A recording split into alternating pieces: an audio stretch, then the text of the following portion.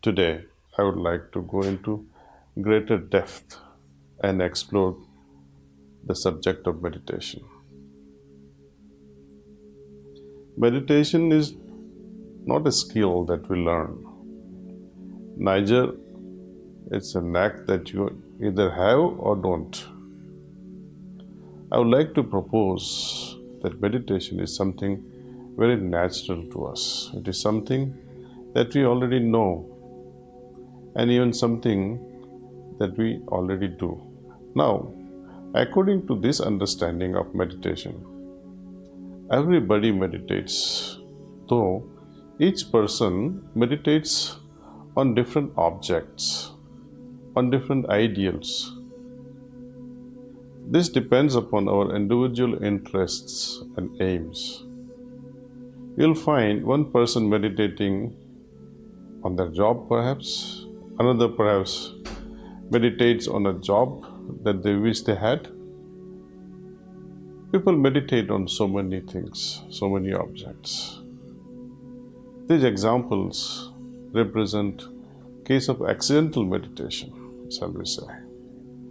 You are not sitting down and trying to meditate on these things. It just happens that way. Somehow, your mind becomes occupied with an idea and runs with it. Do we really choose these objects? Does the mind occupy the position of a servant, or has it become our master? Meditation is natural, but the meditation of the unregulated mind is not so beneficial. It does not transport us from restlessness to peacefulness, or from dissatisfaction to contentedness, from disturbance to stillness, from passion to compassion, or from selfishness to selflessness, or from heaviness of the heart to lightness.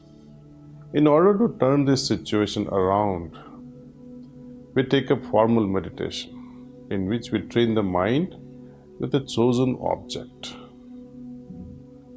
The purpose is for it to become a useful instrument in our hands. But now we find that meditation does not come as easily as before. You have your chosen object of meditation, but meditation doesn't happen so naturally as when you are thinking of your beloved either. Now, you are fighting with your mind, trying to make it concentrate on your chosen object.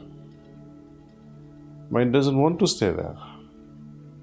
It wants to go back to something else that it would prefer to be thinking about, something else that it would prefer to be meditating upon. Most meditators commonly find this problem: gusts of thoughts, rushing of thoughts, tornadoes, storms of thoughts going around in the mind during meditation. Because of this, people often think that meditation is a form of concentration and it must happen. I must run away from these thoughts. They think that meditation is to hold the mind on a particular object. This is far from the case. While it is true that with concentration you can achieve single-pointedness, it is too artificial though. You may hold your mind on one idea, but the moment you relax your efforts, the mind's activity springs back. We have not transformed ourselves at all, but only applied a superficial fix. If your mind is truly settled, it should stay there when you relax your efforts. Like a well-trained dog, it should stay without you having to tie it up. Concentration is like tying up a dog so it doesn't run away. But in meditation, it stays put despite being given its freedom. like a well-trained dog, mind remains focused on cherished object of meditation. This happens in the most natural way when we meditate with yogic transmission, or pranahuti as we call it in Sanskrit. To go deeply into meditation, one must relax and abandon all efforts. Can you fall asleep when you are trying so hard to sleep? No. Similarly, you cannot meditate when you are trying so hard to meditate. You just slip into it at some moment, devoid of any anxiety to meditate well or deeply or to achieve anything special or great is the ideal condition to arrive at a meditative state. So, even though we begin with the thought of divine light, that thought soon turns into a feeling.